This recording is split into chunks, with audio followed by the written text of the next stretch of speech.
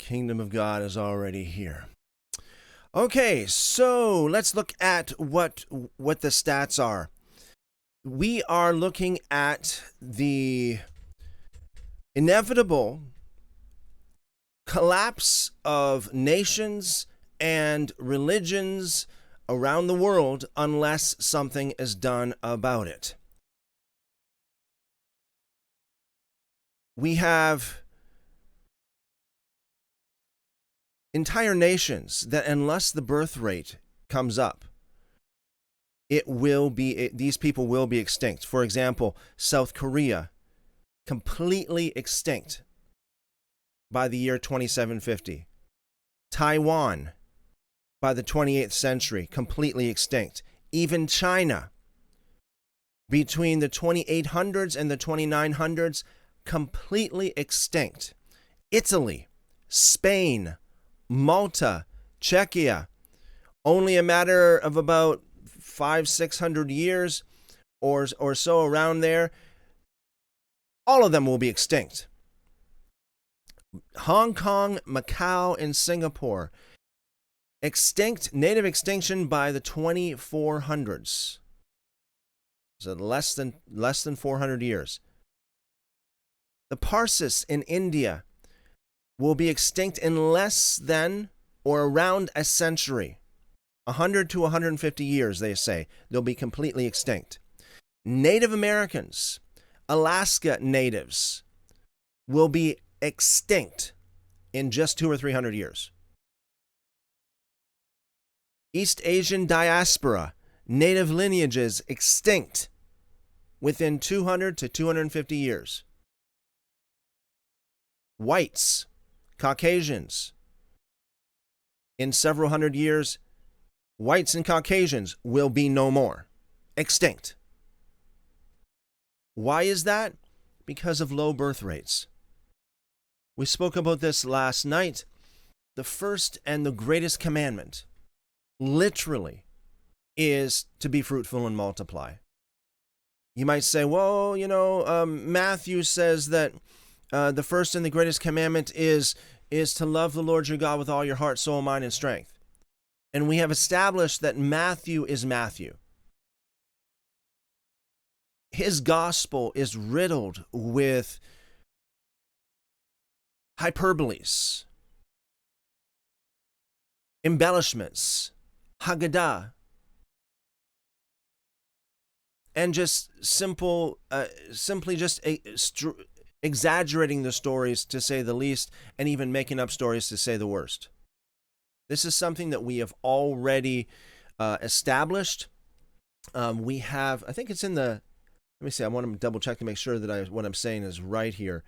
But in the description, there is, in the video description on YouTube, on Facebook, on BitChute, on Rumble, you will find several links. The first two links are links to the mini-series that we did on Matthew not too long ago, in which we went through the book of Matthew, and we have demonstrated unequivocally how Matthew adds to the story, manipulates the story, fudges the numbers, adds things that is not there historically. And I do believe this is the case when it comes to the first and greatest commandment. Because think about it, folks.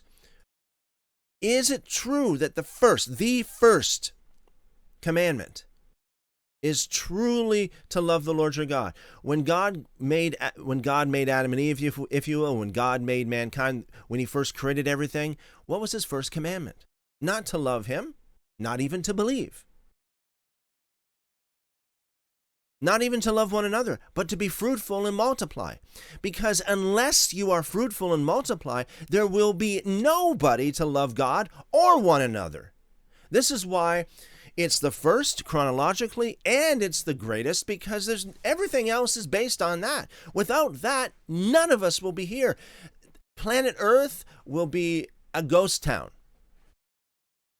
There will be no kingdom either way. It's not going to happen. The stats are, unless you are from one of those other nations that I didn't mention, unless you're from the East, pretty much the entire Western civilization will be extinct in virtually no time. So unless you're from, let's say, an African nation, some of the Middle Eastern countries, or unless you are a Muslim that prioritizes having children, you can preach all you want. And this is coming from somebody who has spent countless hours out on the streets,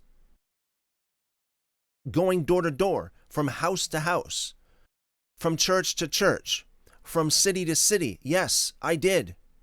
Thousands of people face to face. Now looking back at it, some 30 some odd years later, I can tell you this. It would have been much more productive. It's much more productive for people to start families and have as many children as they possibly can than it is for them to go out on the street and preach the way that they have. Because there's so many people that I know of that went out on the streets. I used to go to a church that's like almost everybody was going out on the streets. Like it was like there was a lot. There was a Bible school in which the whole entire Bible school went out on the streets. It sounds great.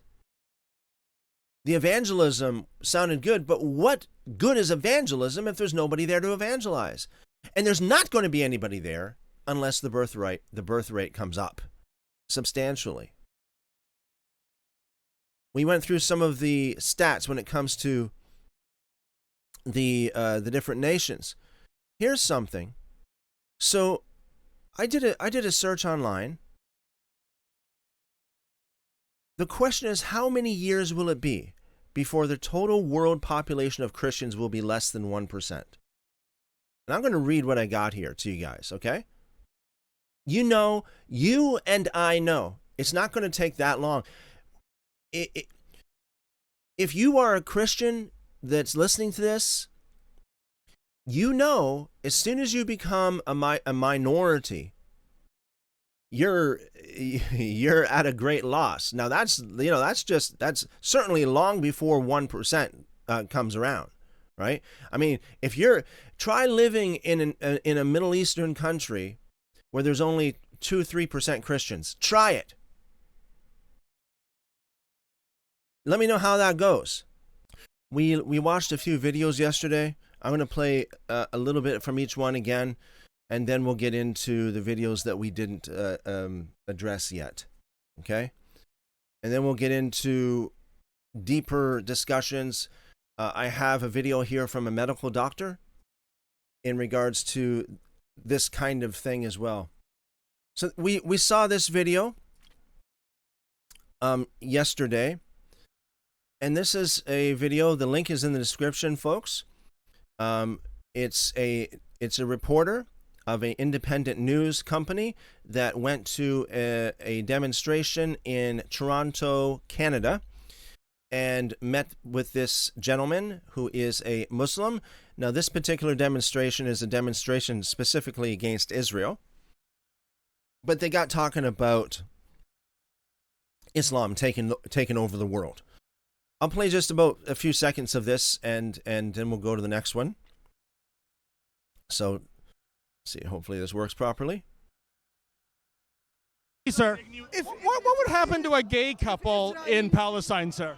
What? What would happen to a gay couple in Gaza? Executed according to Islamic law. Really? Islam doesn't endorse gayism. Islam doesn't endorse homosexuality. Well, just like Canada doesn't endorse a lot of things. And do you think that's good? If I were to... Do you think that's good, sir? Do you think it's good for gays? In Canada, I would get executed, right? I would get prosecuted. In the same way, Islam doesn't approve of being gay. I see. Okay, so would you like to see Sharia law in Canada replace Canadian law? At some point, he says there, at some point it will. Then the discussion goes on to the entire West, all Western nations. So the question is, do you want to see Sharia law replace Canadian law? And his answer was, at some point it will. And you know what? What this gentleman is saying is true if the birth rates continue the way they have been. You know, because we have families, we are making babies. You know what he said? He said, because, like, we're going to take over, Sharia law is going to be part of, it's going to be law in this nation. Why? Because we are having families, we are making babies, you are not. I'm going to go back over to this other video from, this is the official Islam channel. And why am I showing these videos? Because the data shows us that Islam is the fastest growing religion. And I know a lot of you that are listening to this, you say, no, you know what, I want my religion to be the fastest growing religion. Well, if you want that to happen, it's not going to happen through just evangelism as you think of it. It's not. Look at where this is coming from. Me, if you know, from all, you know, considering all things, you'd think that I'd be saying the opposite. I've seen a whole lot more people. I've seen the kingdom expand a whole lot more through birth rate than evangelism. Most Christians today are Christian. You might say, well, I wasn't a Christian when I was born. You know, like even myself, for example, I wasn't born in a church-going family. Okay, I wasn't, and this is what I've said for, you know, if you ever heard my testimony, this is part of my testimony. It's part of my past. I wasn't born in a church-going home, but there were several family members that was fun. I'm trying to find the right word. Several family members is what actually planted the seeds in my heart, in my mind. And if it wasn't for them, I probably wouldn't be where I am at all today. Wouldn't believe what I believe. Probably wouldn't have any kind of interest in the things of Scripture or the things of God. I want you guys to think of this as well. How many of you, now please, let me know, if you are listening to this, you say, Christopher, yes, I love God. Yes, I'm interested in the things of Scripture, but no, I never had any family member with any kind of inklings towards God at all. No father or mother or grandmother, no grandfather or great-grandmother or none of them ever was instrumental in planting a seed in my life. Now, none of them, because all of them were atheists. Everyone. I don't know of a family member that's not atheist, that hasn't influenced me towards the things of God. Let me know in the live chat. Actually, if you're listening to this and you don't have access to the live chat, send me an email, even if it's just one sentence long, and say, Christopher, that's me. All of my family were atheists. None of them were believers. And I still got saved. I still came to the knowledge of God. And I love God with all my heart. And I'm interested in the Scriptures. And it had nothing to do with family. Absolutely nothing. Let me know. I want to hear it. I want you guys to know. I want to know myself. Because I don't know of anybody. I don't know of anybody. Personally. Maybe there's somebody out there like that. I don't know. But the point of it is that if you want expansion, and I know we're all talking about this, you know, we want the message to get out. We want the truth to get out. We want the truth to grow. But unless the birth rate, unless families are being created, how in the world is this going to happen? Islam is growing and growing fast, the fastest growing religion in the world. Why would that be? Is that because they're evangelizing? Actually, you know what? I just happened to have this in front of me. I didn't plan on it. But here is, I actually ran into an Muslim evangelists on the street last year. Some of you may remember this, and I still got the pamphlet in front of me here. Now, if I were to call this guy, because I got his number here, if I were to call this guy, and if I were to ask him, in your mosque, how many people that attend your mosque because of your evangelism? And how many people attend your mosque because of family? Either you were born in a Muslim family, or your mother or your father was a Muslim, or your grandfather or grandmother, somebody down the line influenced you to onto that path. I don't know what this gentleman would say, but I would think that the answer is the latter. I would think that most, if not all, of the people that would attend mosques are people who attend mosques because of family. And it grows because of the growth of the family. I hear a lot of Christians saying that the foundation of Christianity is in family. Without a good family structure, there's no good church structure. There's no good kingdom structure. Islam channel. Let me know what you guys think in the live chat. Let me know what you guys think. And I'm going to keep an eye on the email as well, because just in case there's somebody listening to this across all platforms, if that's you, if you have come to the faith, if you will, because of something that has nothing to do with any family member whatsoever, please let me know. I really do want to know. If I don't hear from you, I'm going to assume that the answer is, yeah, you do believe what you believe because of someone in the family. The point is this: the number one reason people either become a Christian or a Muslim or a Messianic or whatever the case, the number one reason is because of family influence. If you are a Hindu, I don't know much about Hindus, but I would say the number one reason would be because of family influence. I don't expect like 90% of all Hindus to be Hindus because somebody on the street preached the gospel or they went to a Hindu Billy Graham crusade. Okay, so yeah, Islam channel. It says Islam is not only the world's fastest growing religion today, but it is set to become the world's largest religious group by 2075. How is it set? How is it set? What do you think they're doing? Is it evangelism? Is that why? Let's see what it says.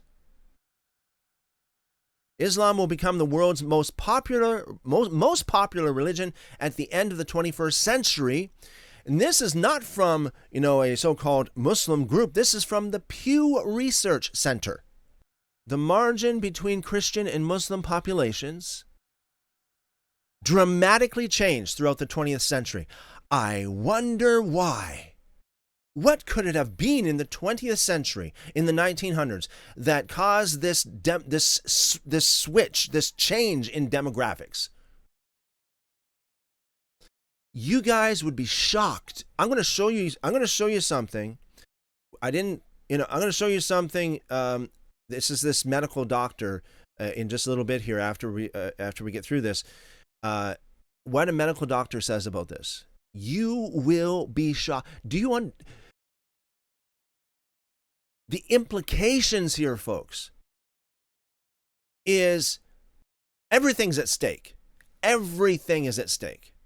The implications are so massive. I'll show you. So, what do you think happened? Oops, what happened here? Where did we go? What happened? Okay, back at her here. The margin between Christian and Muslim populations is dramatically changed throughout the 20th century. I'll show you why. If you don't know, I'll show you why in just a minute. As Islam became the fastest growing religion across the world. Christian births numbered 223 million between 2010 and 2015. Notice they go right to the primary factor, births, Christian births. 223 million in those years, while Muslim births numbered 213 million, so just shy of the Christian births. The number of babies born to Muslim mothers is set to outpace those born to Christians within the next 2 decades. By 2050, if current population growth trends continue, Muslims will nearly equal the number of Christians around the world. So that's 2050, equal, 50-50. Each Muslim woman has an average of 3 children, compared with only 2 for all other groups combined. The world's Muslims are the youngest population. Again, why would Muslims be the youngest population? Well, because they have the more babies. That's why, of course, right? Being 7 years younger than the median age of non-Muslims. Now, here's a thought. Let me know what you guys think in the live chat. Here's a thought. All of my Christian life, all of my church life, I've heard this, and I know you guys have heard this, because really it is the truth, and that is our future is in the hands of the youth. I think this is a given, right? This is some super simple ABCs. Like, okay, so you want to know what the future is going to look like? Look at the youth. Obviously. Why? Because the older ones are going to die off, and all that's going to be left is the youth. That's the future. What if the youth of a certain demographic, what if a certain demographic has more children than the other demographic? What is the future going to look like? What do you think?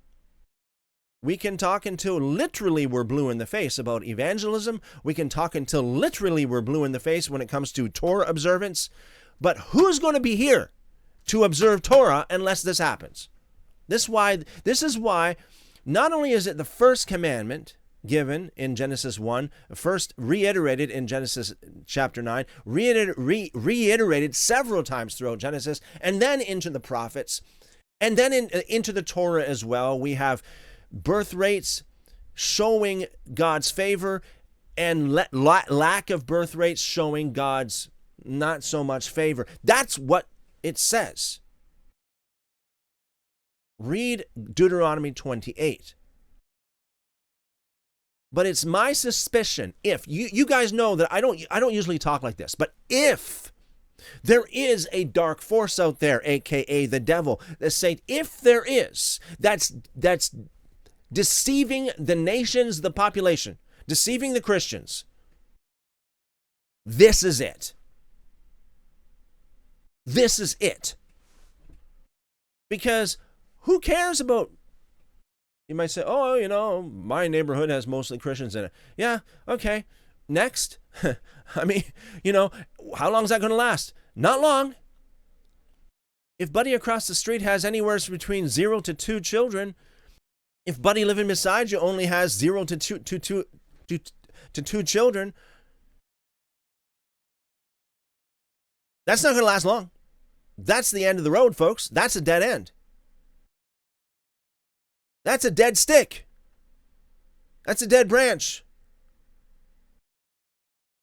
That's not what God wants if God's favor is on you. The future is in the hands of the youth. Does anybody understand? The future is in the hands of the youth. Obviously. So if you want the future to be if you want the future to reflect what you believe, then you better make sure there are youth being produced in families that are being cultivated in the truth. Okay, there's 1 minute left to this video, and then we'll get into the newer videos. Asia has long been the engine of global population growth. India will have the world's largest Muslim population by taking over Indonesia's lead. By 2050, nearly 10% of Europe will be populated by Muslims, and in the U.S., Muslims will reach 2% of the population. Okay, hold on a second. Let's read the rest of this. while it will be far less across Latin America, according to Pew's data. Between 2015 and 2060, the Muslim population will grow 70%. 70%. While Christians will only increase by 34%. You know what that means? That means that between the years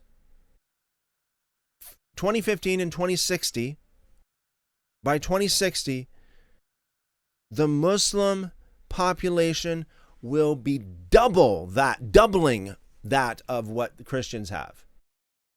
Muslim population will grow 70%. The growth will be doubled.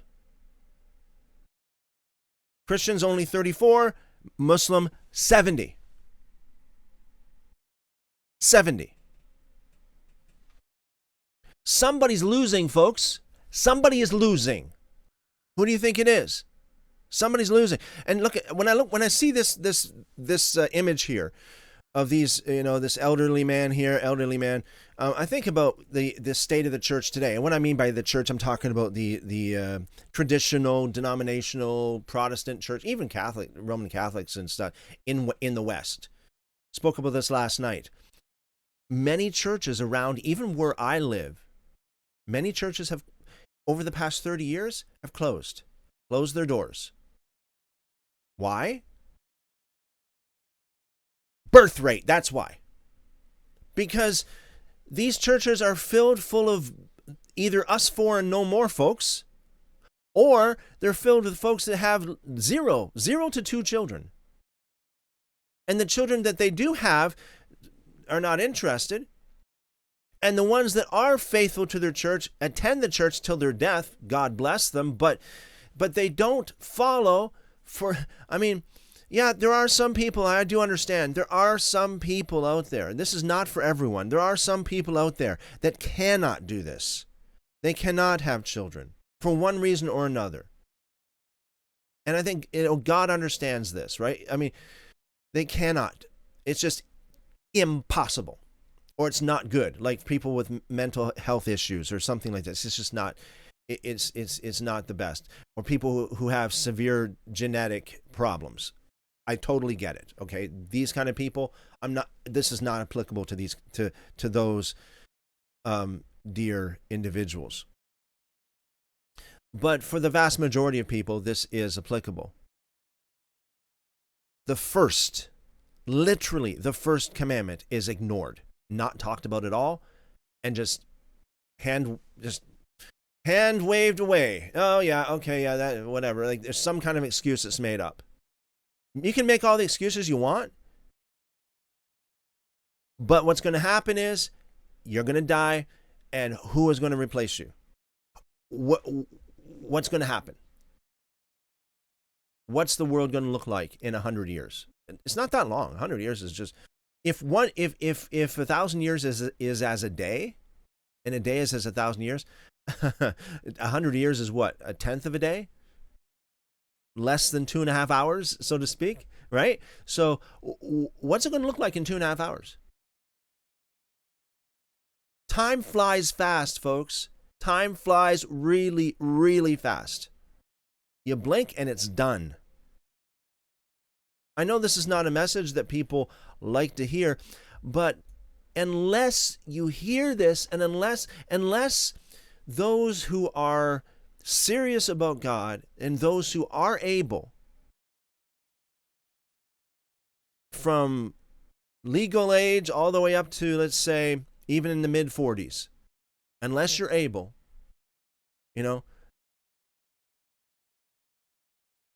those who are able to be fruitful, if you're really serious about the things of God, and you're not part of one of those rare exceptions, then this needs to be a serious, serious concern. So according to this, Christians is only going to be growing half the pace of Muslims. And Hindus will see a 27% increase. So Hindus is even just a little bit worse even in that case. So what are they saying? They're saying that it's only a matter of time. Islam will rule the world, and Christians and Hindus will be a minority. And if they keep going the way they're going, they will be less than a minority. They will be extinct. We don't need to do anything with them because they're doing it. They're basically self-destructing. It says the research estimates that by the end of the century, Muslims will make up 34.9% of the world's population, while Christians will account for 33.8%. Okay, so that means that by the end of the century, it's not that long really, folks, by the end of the century, Islam will be the majority. Okay, there's this young lady, and she asked ChatGPT an interesting question. Let's see what happens here. I have a question. What are the top 3 religions right now? And what's the fastest growing religion? Hi, Lily J. Currently, the top 3 religions are 1. Christianity with 2.3 billion followers. 2. Islam with 1.9 billion followers. And 3. Hinduism with 1.2 billion followers. The fastest growing religion is Islam. And by 2050, it's projected to become the largest religion globally with an estimated 2.8 billion followers. Wow, that is so interesting. What do you guys think? Well, you know what I think? And I heard. So, Hey, so ChatGPT. you know what I'm going to do? I didn't plan on doing this, folks, but let's do this. I'm going to pull out AI, and let's do this live. Let's ask AI live. Let's ask the same kind of question. Share the live stream, folks. Share. Let's get into this. There goes TikTok. TikTok thinks. All right. Hello over there on TikTok. All right. Okay. So I have a few questions, and I want you to be very concise. I want the answers to be very short and concise. Is that something you can do? Yes, I can definitely do that. Fire away. Okay, so my first question is, what are the top 3 religions in the world? Please be short and concise. Christianity, Islam, and Hinduism. Is it true that at the moment, as of April 2026, that Islam is the fastest growing religion in the world? Be concise and be short, please. So, give me the top reason, like I mean the primary reason why Islam is the fastest growing religion. All of a sudden, we got nothing here. We'll try this again. I want you to be very concise. I don't want you to go on about any other thing, but just tell me what the number one primary reason why Islam is the fastest growing religion. Higher birth rates.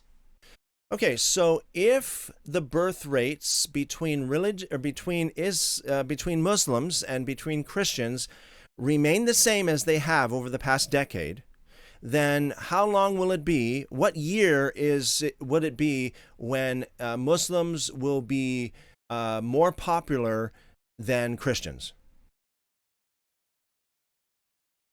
Projections suggest they could reach near parity by 2050, though not necessarily becoming more popular. Oh, I see what you mean. Yeah. So, when do you think the numbers of Muslims will be greater than the number of Christians worldwide? What year will it be if the birth rate remains the same as the past 10 years? Demographic projections don't indicate that will happen by 2050, based on current trends. So when will that happen? When will the population of the world population of Muslims overtake that of Christians? There is no clear date projected by current studies, as the growth rates may change over time. If the birth rate remains the same, what is the approximate year that the population of Muslims will be greater than the population of Christians worldwide? Based on current projections, Christian births will be outnumbered by Muslim births by 2035, but the total population will reach near parity closer to 2050. Okay, you still didn't answer my question. When will the total population of Islam outnumber the total population of Christians? There is no consensus on the exact year, as it depends on changing factors, but it's not expected before 2050. Okay, so I got it. Year 2050, it'll be 50-50. 2050 will be 50-50. I got that. So if the birth rate remains the same, you're saying that after 2050, the total world population of Muslims will be greater than the total world population of Christians. When will that be? Some analyses suggest this may happen in the decades following 2050, but a specific year is uncertain. Is it likely to happen by 2070? Current projections suggest this could happen around 2070. Okay. And you're saying that the number one reason is birth rate? Yes, higher birth rates is the primary factor. Okay, folks. As it was a little bit difficult to get that out of the AI there, at least we got that confirmed as well. All right, let's get into the next video. This is super interesting. I have always wondered why.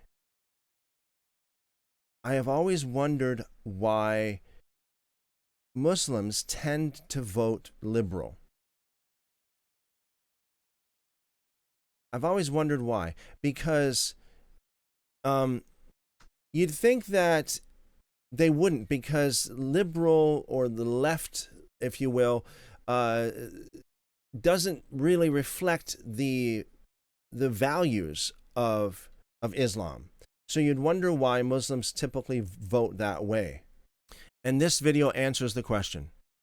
This is a video by Dinesh D'Souza, and he is interviewing Imam. This is a Muslim leader, Muhammad Tawhidi, and he asked this very question. Check this out. This is so interesting. There's a paradox. In America, we have a political left. It's a progressive left. As you know, it's sexually permissive. And this political movement appears strangely allied with radical Islam. Can you explain this? When I was an extremist, Islamist, fundamentalist, I would only vote left. Why is that? I saw them as very stupid. So this Muslim leader, Imam, says when he was an extremist, he only voted left because he saw that they were very stupid. That's what he said. That's his words. Now let's see what else he says. I would fear He said, the conservatives. I would fear the conservatives. Why do you think that is? Let me know in the live chat. What do you think? Why would this guy fear conservatives and vote left? Because they come with principle. That's not someone they can brainwash.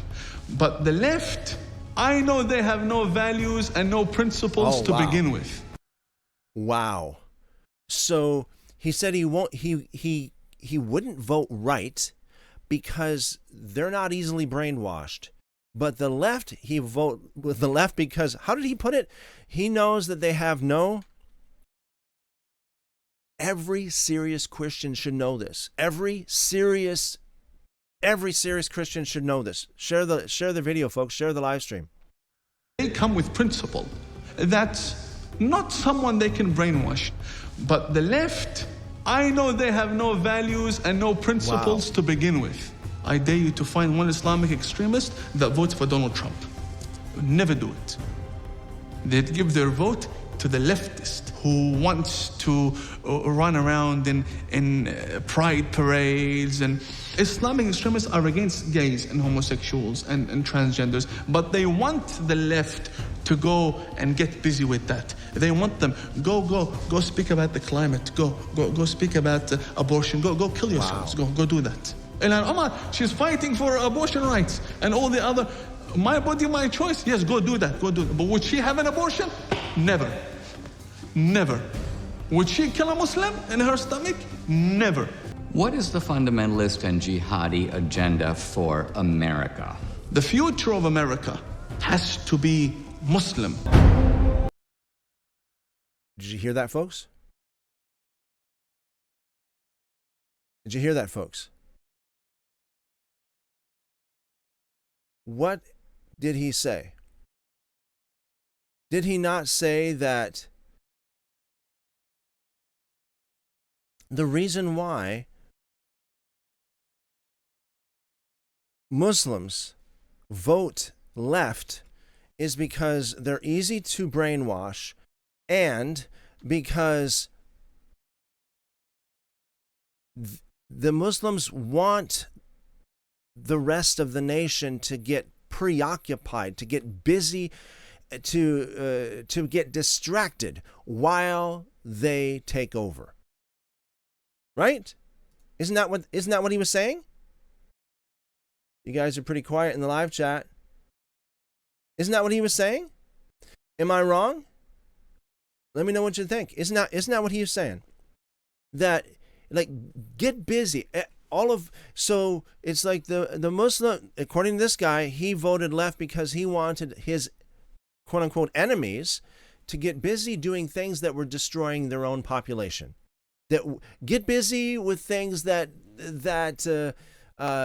would you're going to destroy yourself because you're saying less children, no children, birth rates. No, we'll just abort them or get involved in certain kinds of things that will not even be conducive to this kind of lifestyle anyway. So isn't that what he was saying?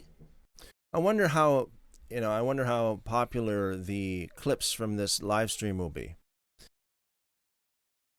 Yeah, you ever notice that the most important, the best videos get the least views? And the most vain videos get the most views? Why is that? I mean, typically speaking, when I look at all the different videos that we did on this channel and all that kind of stuff, I look at the ones that got the most views. I'm thinking, those are, in my opinion, they're not even the best at all. They're part of the worst of what we ever produced. And the best videos that we produced didn't get that much. Is this too heavy for people? Seek the Lord says, which religion puts more emphasis on family? Very good question, Seek the Lord. Yes. Yeah, those are the ones that get ahead. Thank you for bringing that up, Seek the Lord. I'll tell you, this is something this was quite some time ago. And I used to work at this place. I was probably the most faithful worker ever. Like I would go to work come hell or high water. I would go to work. I would go to work no matter what. I would, if it was an ice storm, I'd skate to work. It's like I'd be going to work no matter what. If I was having a great day, if I was feeling absolutely I was half dead, I would go to work. But there was this one time when one of my children there was something that happened when I needed to take some time off of work. And I called into work. And it happened to be that my boss was a dedicated member of one of the churches around here. Of all the Christian churches, of all the Christian denominations, this one was the one that really emphasized family more than anything. And he said to me, he said, Christopher, family first. You take as much time as you need off, because family first. Family's always first, way more important than any kind of job or career. And he said that to me. You know what? That hit me hard, because I was so dedicated to the job. And I'm like, wow. It struck me that somebody would say that, because he was the guy who operated the entire place, right? So it's like, I thought that was the whole world. That meant the whole world to him, and it meant the whole world to me. And he said to me, no, really, this doesn't mean anything. Family means everything. And now, to come to think of it, the church that he attended was and is still a church that puts a lot of emphasis on family. You'll hardly find Christian churches putting emphasis on family anymore, unfortunately. But his church did and still does, and his church is one of the largest churches around. So yeah, the emphasis on family means everything. It's greater than evangelism, because without multiplying, being fruitful and multiplying, what is there to evangelize? Nothing. What are you going to do? Evangelize to the stones? You're going to preach to the ghost towns? Now, I'm going to go deeper into the rabbit hole, folks. This is so important. I don't know. This is so incredibly important. Everybody needs to hear this. This means everything. This means the entire existence of your line, your religion, your ethnicity. This means everything. Now, I'm not pushing for any particular. I'm just saying, whatever you're from. If you're from South Korea, if you're from Africa, if you are from China, whatever the case is, I think we all need to say yay and amen to, let's get the birth rates up. Because if not, we're all just going to be fossils. we're going to be forgotten, flushed down the memory hole of time and forgotten. Seek the Lord says it's an important value to Muslims. Awesome. Thank you, Seek the Lord. Thank you for confirming that. Yes, this is why I can remember, for years, decades of all the evangelism that I did. I wish I can convey this. I wish that everyone listening to this could understand where I'm coming from. Like, do you know how much effort I put? I basically dedicated my entire life to evangelism, preaching the word. From 1992 onward. You'd be surprised. Like, I mentioned this last night. A day in the life of Christopher. 1992, 93, 94. This is what it looked like. I'd wake up in the morning, go to work, and preach the gospel to people at work as I'm working. At breaks, at lunch hour, I'd go around from table to table. I'd go around handing out Bibles or Bible verses and talking to people about God all the time. In fact, I was so involved in evangelism and work. And there were several hundred people that would work where the place where I worked. It was I was such a threat to some people. What they did was they posted a sign saying, something to the effect of religious discrimination or something like that. Because some people felt pretty what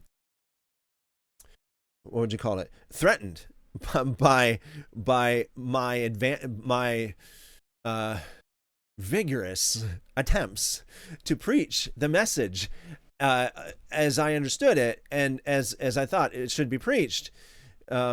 A lot of people got offended. Some people love the odd one. Like, why is it there's so few people that like the truth and like what, everybody just wants to just cuddle up in their own little cocoon and forget about the truth. Let's not do that. So a day in the life of Christopher, I would wake up in the morning, I'd go to work, and I preach at work all the time. People working with me, I'd preach. And if I wasn't preaching, if I ran out of words, what I did was I sang.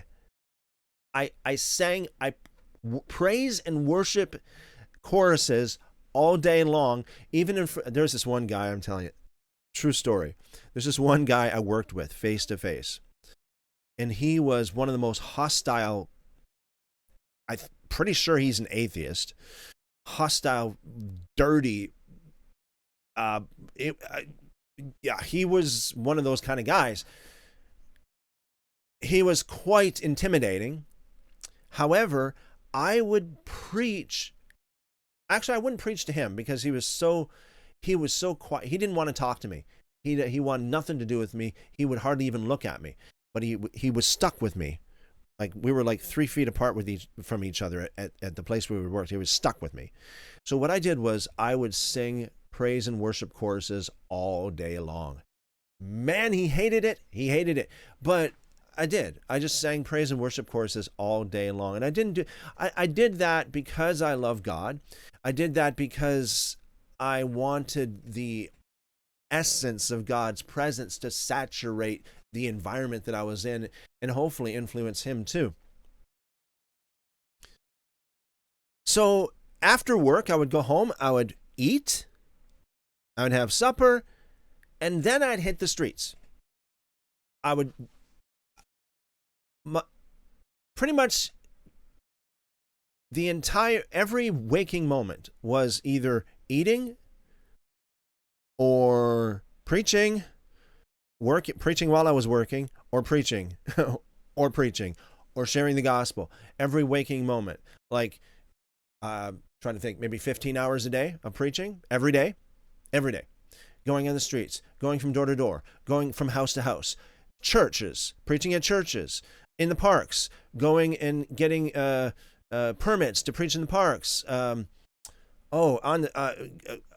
From city to city, around southern Ontario where I live, and into the States as well. Doing all this kind of stuff. I preached to countless thousands and thousands of people in face to face, all types of weather. I remember this one time it was an ice storm, and it was literally everything was coated in ice. And I was going door to door. Why was I going door to door? No, I'm not a Jehovah's Witness, never have been a Jehovah's Witness. I just went door to door because I love God so much. I just wanted to share with people, and I just wanted to make the opportunities to share with people. So I would go door to door handing out tracts, or going door to door with a spiritual survey. Excuse me, we're doing a spiritual survey of the area. Do you have a few minutes? I have a few questions for you. Most people would say, yeah, go ahead and shoot your questions off. So I would, and then we of course get into conversations. Ice storm. Everything was coated in ice so much, it was hard for me to get to the front door of some of these homes, because I'm walking up the driveway, and as I'm walking, I'm sliding back. It's like I'm doing the moonwalk. I'm sliding backwards as I'm walking, because it's still like freezing rain. I remember going to this one door, and this one gentleman answered the door, and he's like, what are you here for? I said, I just wanted, share what's on my heart and, talk about God. He's like, you're out in an ice storm doing this? He says, at this rate, it doesn't matter what you're here for. Come on in. If you're going to be so dedicated to any cause to do this in the middle of an ice storm, I'm going to listen to you. So he invited me into his home. I spent countless hours, lots of time, lots of effort evangelizing, preaching the gospel, trying to build the kingdom. 30 some odd years later, I will tell you unequivocally That's not the most efficient way to build the kingdom. That's not the most efficient way. The most efficient way is to obey the first and greatest commandment, to be fruitful and multiply. That's it. It's the first things first, folks. It's the first thing that God, that's the first thing that God commanded. Why is it that Christians make it the last thing? Why is it that Christians emphasize everything else or anything else, but not that? Why is it that I've been to so many churches, I've heard literally thousands of sermons. Why is it that I've never heard a sermon on this? What do you think? What do you guys think in the live chat? Really, I don't know, because I can't read everybody's mind, but I can only speculate. Maybe the pastor doesn't believe in himself. Maybe he's, influenced by the culture too much himself, and he's only doing the us four no more, or even worse than that, less than that. But maybe he's afraid to say something because of the church board. Maybe he might get fired. Maybe there's some person on the church board that's belligerent, and maybe if he says that, he'll offend them, and he doesn't want to offend them or offend somebody in the congregation. I don't know. What do you think? See, we can be few in number, and if we do this, we can be the greatest in number. On the flip side, there can be people who are the greatest in number, mega churches or mega podcasters. And if they don't do what we're talking about, they're going to end up extinct. I'm telling you, it's the truth. It doesn't take a rocket scientist to figure this out. They're going to end up extinct. You know what? The end of the game, so to speak, that's what counts. At the end, who wins? It's not the process. It's not the process. Maybe you've seen this before, where you got a race where you got, a couple people racing, and one person seems to be lagging behind the entire race until the last little bit. And then they catch up and boom, they win. Wow, that's awesome, right? The end is what counts. Doesn't matter how much the others look like they're getting ahead right now. The question is, what is going to happen in the future? 100 years from now, 1,000 years from now, 10,000 years from now? What's it going to look like? Are we a seed that's planting? Are we planting seeds? Or are we like the popular mega Christians who are not really planting seeds perhaps, but they're just gathering a crowd through their ear-tickling techniques? Watch this, folks. This is a doctor. Some of you may know this dear gentleman. He goes by the name of Dr. Myro. Check this. What he is about to say. What he's about to say here is so powerful. I suspect that most people who listen to this video have no clue what he really means and what it implies. I'm going to play it. It's just a short video. What is it? Maybe a minute or so? I don't know. It's very short. I'll play it. But I'm going to we'll talk about this. I want you guys in the live chat to let me know what you think about this. This is amazing. Myro here is doing a reaction to another video. So this is Dr. Myro here. Me trying to explain that every family has a smell, and you can't smell your family's smell because it's your smell.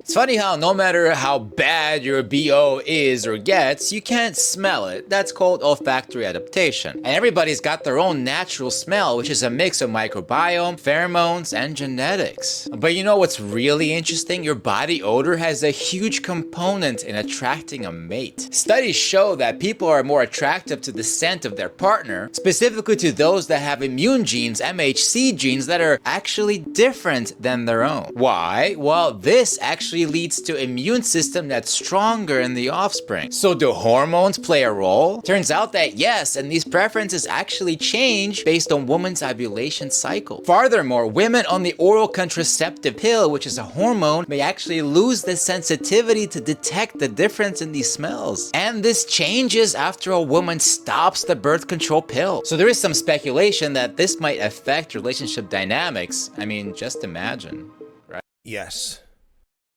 I do imagine. Do you guys know what this means?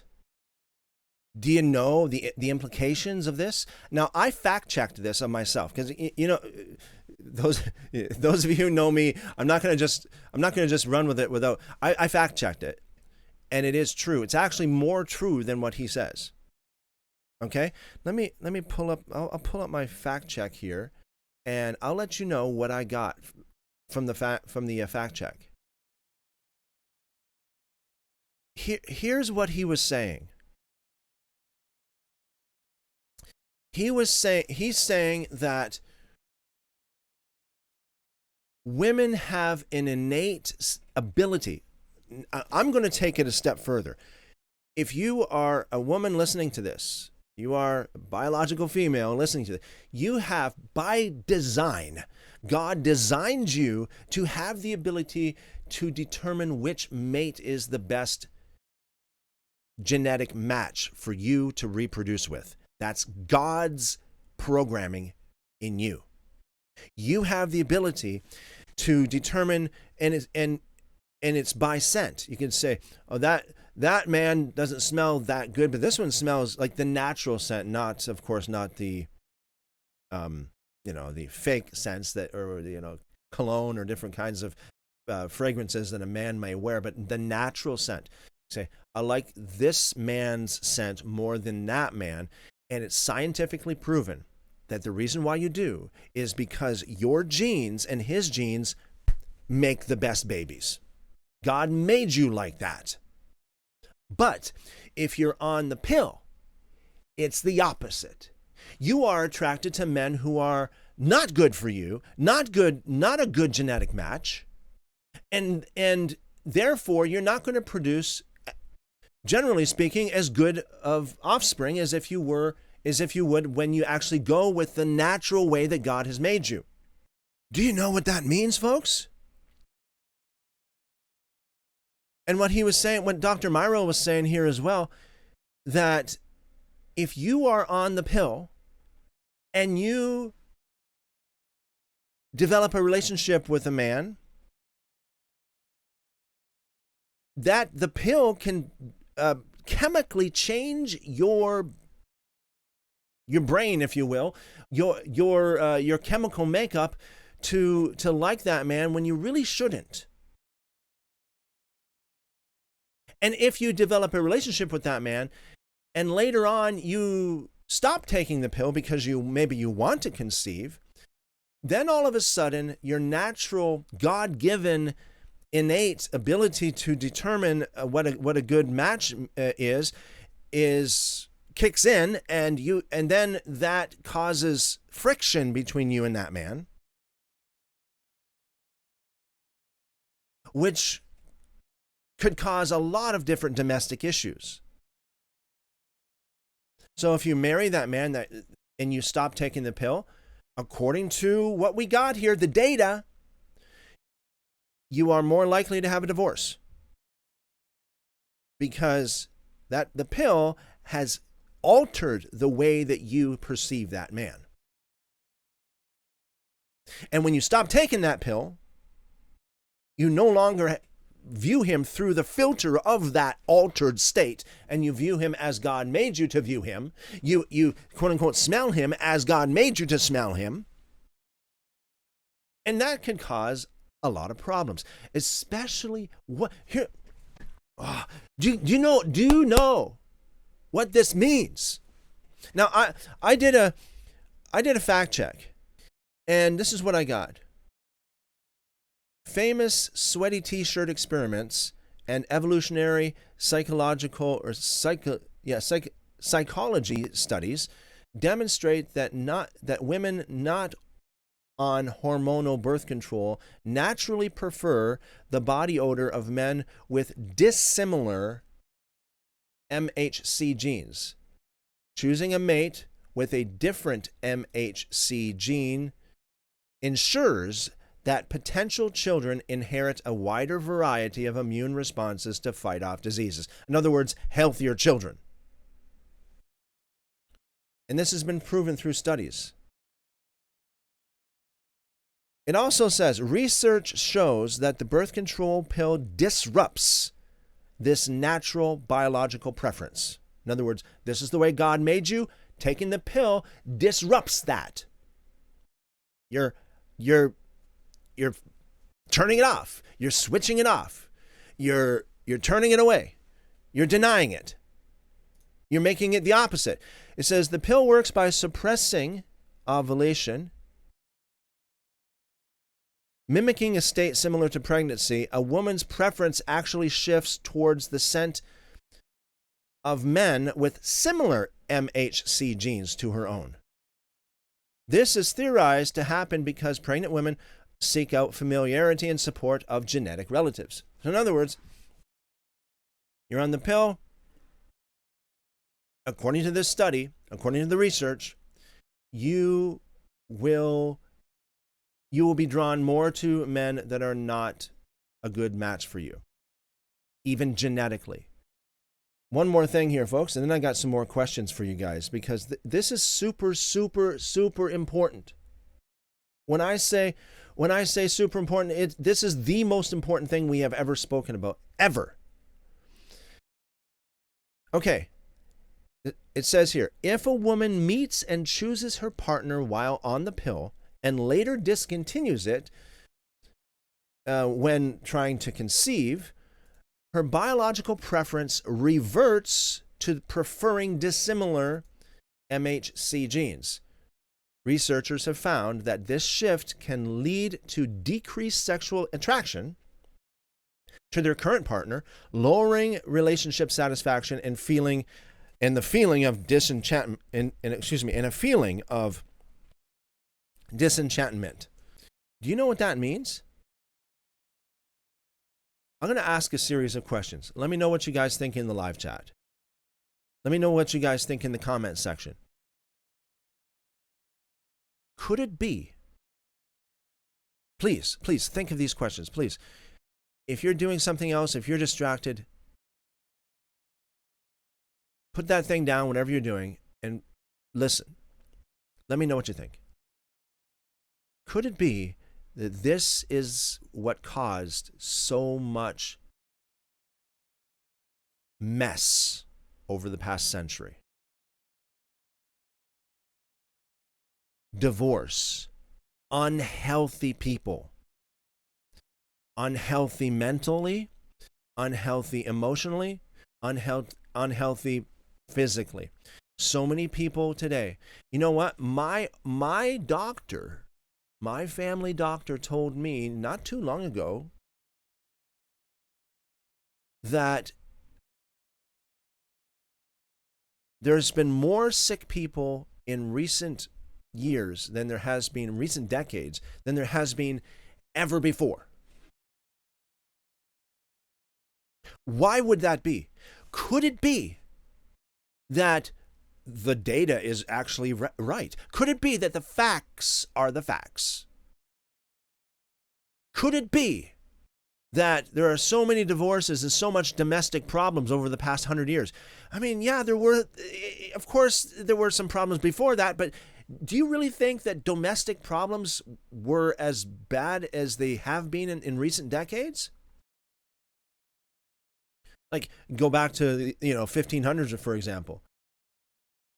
Sure, there would be some, of course.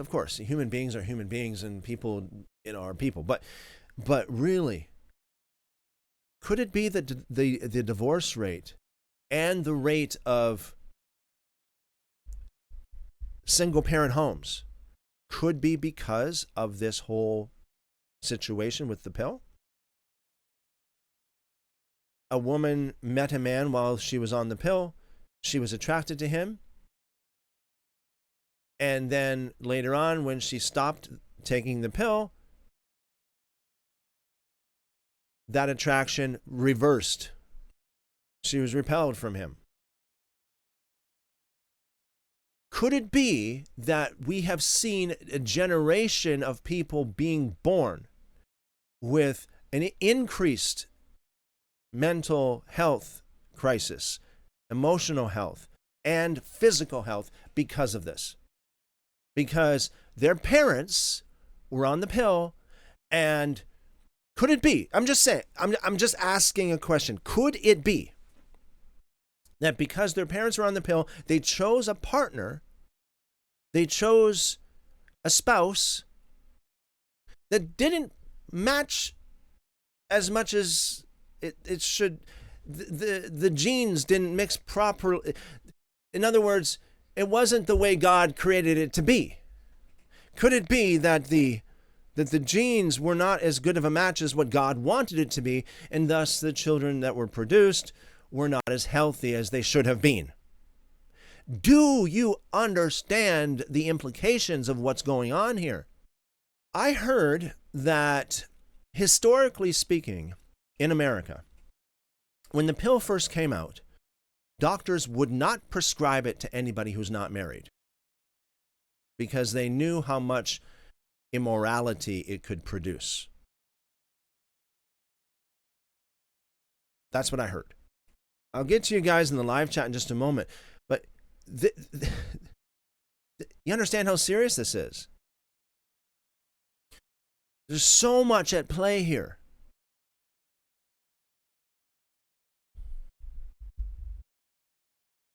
I saw a documentary about several years ago of the wildlife,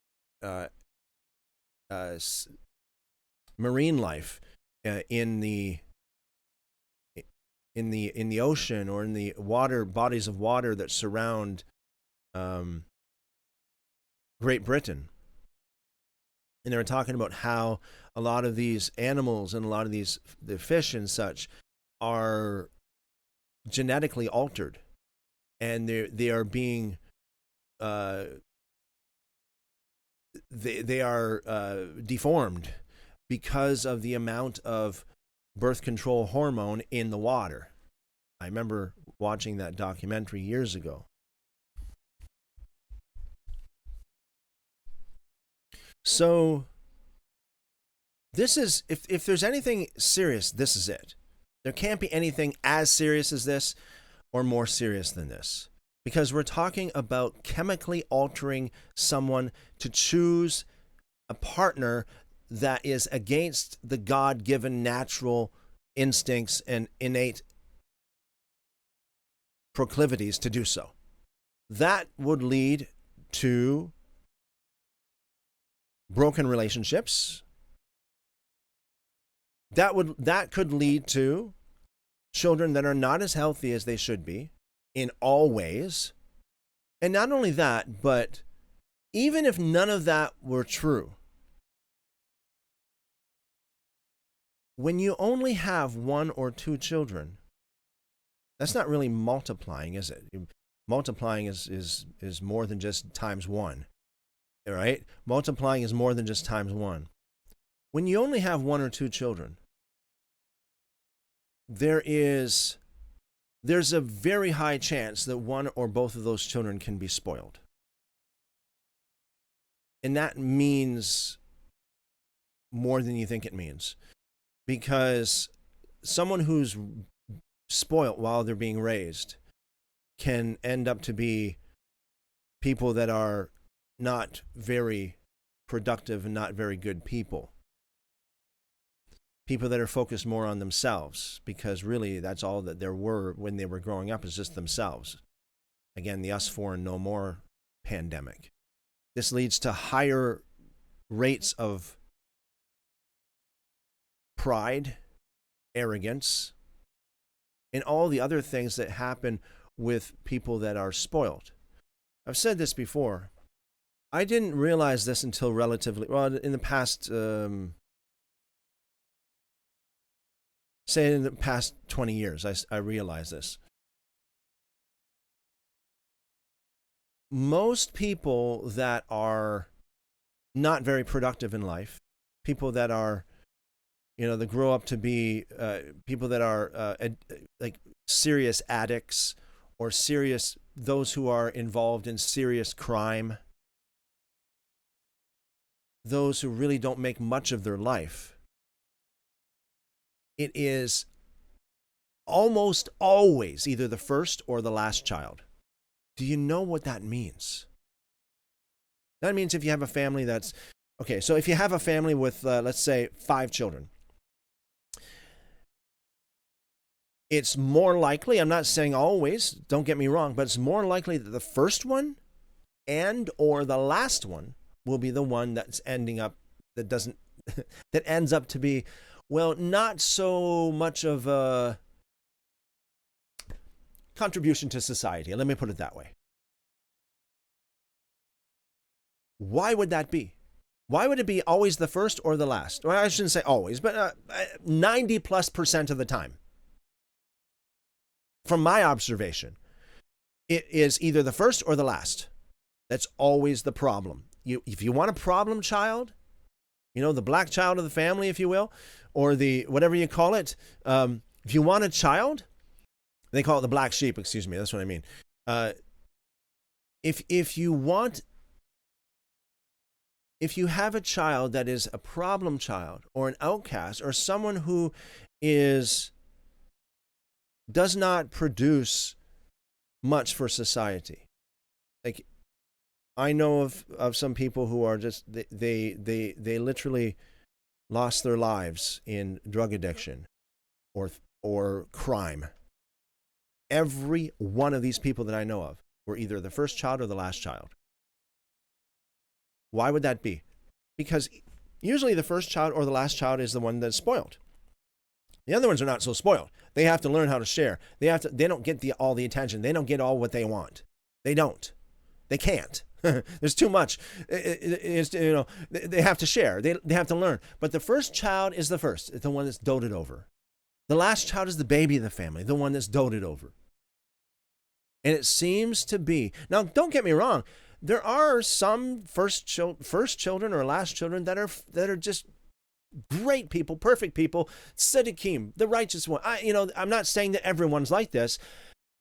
Not every first or not every last child falls into this category, but almost everyone in this category is a first or last child. What if there are only 2 children? What if we have an entire generation of us 4 and no more? That just feeds this vanity, feeds the problem. It feeds the problem so much more because there's nobody in between. There's nobody that's not spoiled. And everybody it's full of themselves. And there's so many problems in society. So this kind of thing that I'm talking about, as Dr. Morrow says, the birth control pill can chemically alter, and it's been proven, to change your preference for a mate. What? Do you know how serious that is? That's everything, because that your father and your mother is your father and your mother. And if your father was someone different, then you would be someone different. If your mother was someone different, then you would be someone different. If they were on the pill, if your mother was on the pill when she met your father, I'm not saying, again, don't get me wrong, but according to the studies, she's more likely to choose someone who's not good for her, not good to reproduce with. God has made people with various areas of psychological, emotional, and physical for reproduction. He made men with certain, physical characteristics, anatomy, and women for what? For pleasure? No, of course not. Oh, I just meant just because I'm a God who loves pleasure, and I'm just no. You understand what it says in the scriptures about people who just follow after pleasure. Pleasure without purpose is always no good. This is why there's so many people addicted to drugs. They're looking for pleasure. It's the pleasure of the drug. It's the pleasure that the drug provides, but the purpose is what? What does it do for you other than pleasure? There's no real good outcome. Hebrews chapter 12 links the flesh food and sex. I've always been led to believe as a child that fornication always has to do with sex. And then I read Hebrews chapter 12, and I'll just pull this up. I remember reading Hebrews chapter 12, and I was shocked. I'm like, what? This it uses the word fornication, but it doesn't mean sex here. It has nothing to do with sex here. What in the world is this talking about? So Hebrews chapter 12, verse 16. Lest there be any fornicator or profane person as Esau, who for one morsel of meat sold his birthright. What does this mean, folks? This proves that the term fornicator or fornication is not exclusive to sex. It's talking about the obsessive desire for any material thing, such as food, one morsel of meat, whether it's food, whether it's meat, food meat, or some other kind of meat. Fornicator, that can mean either food or sexual. And you notice that they're both parallel. They're twins. God made, think about this with me for a moment. Please, folks, think about this for a moment. God made you to desire food. Why? He gave you the ability to be hungry, and he gave you the ability to enjoy the food. Why? As God, why would he do that? Why would he give us those two driving factors? The one is the food drive, food drive, hunger, okay? And the other one is pleasure. We all have been there all the time, probably every day. We get hungry. I'm getting hungry right now as I talk, but we get hungry and then we eat food that is pleasurable to us. We like this over that. We prefer this dish over that dish. Now, if you're in tune with the way God made you, then hopefully you're going to prefer a dish that is a little bit more healthy to you than something that's not. You prefer to go to a restaurant and get a nice dish of pleasant smelling your favorite dish over a dish of feces, right? Right? It's natural. You desire something that's going to be more nutritious for you. You don't really want wood. You're not really like a termite, right? I guess there are maybe some people that have that, you never know. There is, as my grandmother would say, it takes all to make a world. So, there's people that do crazy things, but normally you're going to desire food, and hopefully it's for the purpose of nutrition. When does it get bad? When does it get out of line? When does that desire take you out of line of God's will? Well, when you desire food only for pleasure. You don't want it you're not eating for nutrition at all. You don't care about nutrition. You just want it for the pleasure. You want to eat all the sweets or all the fats or whatever it is that you like, and you just eat it because of you like it, and that's it. No Cubers. Yeah, no no desire for nutrition. That always leads down the bad road. You can say that's gluttony.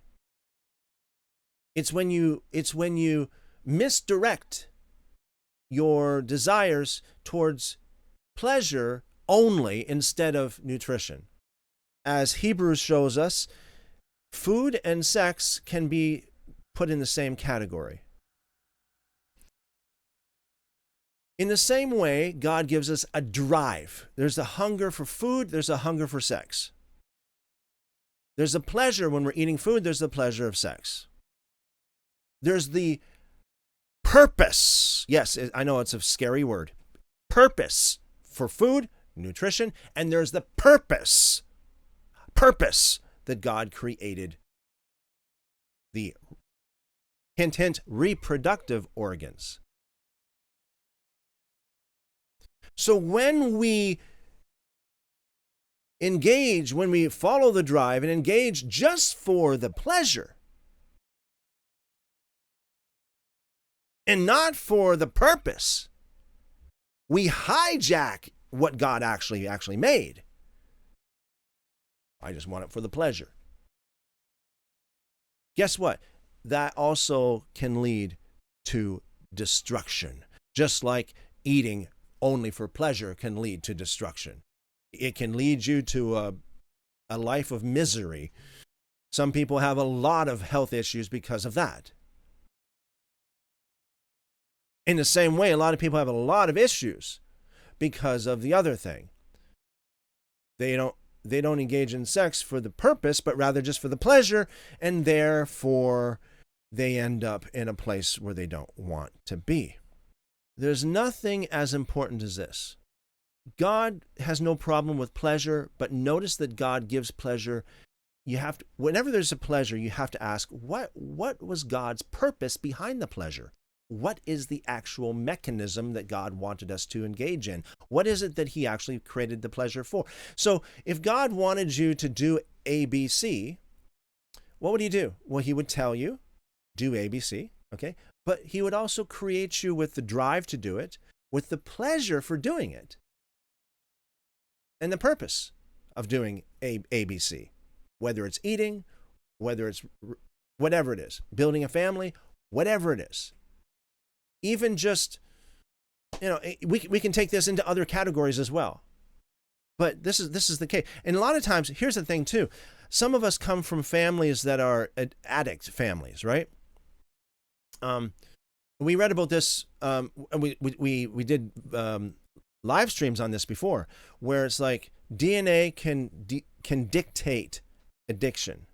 Now, it doesn't necessarily dictate what you're addicted to, but it does dictate addiction.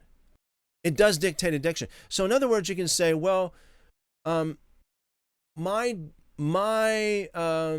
dad or my mom and dad they had a food addiction. Well, that might not show up in you as a food addiction. That might show up in you as alcoholism or a drug addiction. But that same gene can manifest itself in you through a different channel. You see. So your father and your mother can be like, both of them could be drug addicts. God forbid.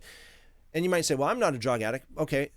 But what if that addiction manifested itself in you in a different way?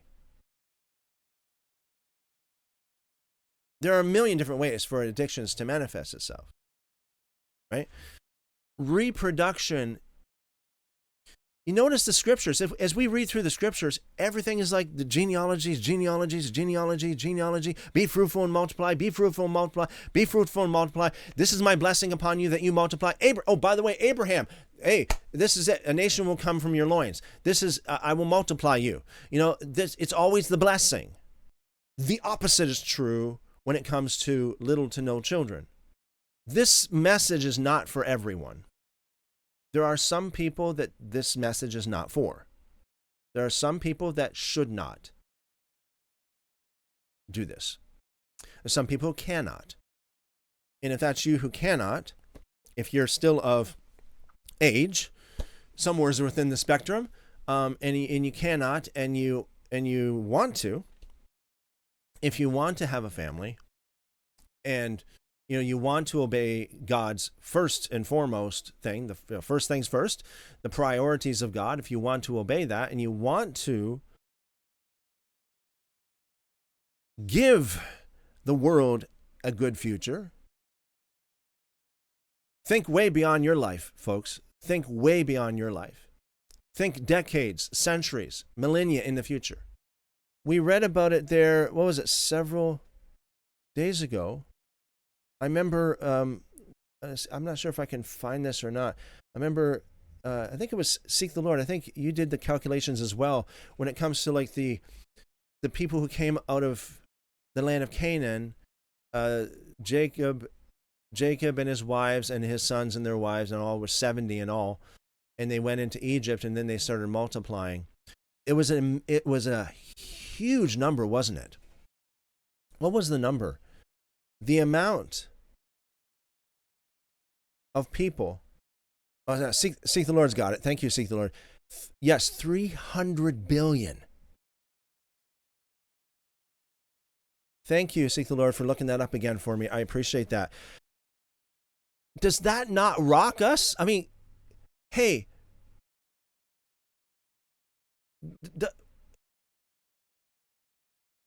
does that not absolutely blow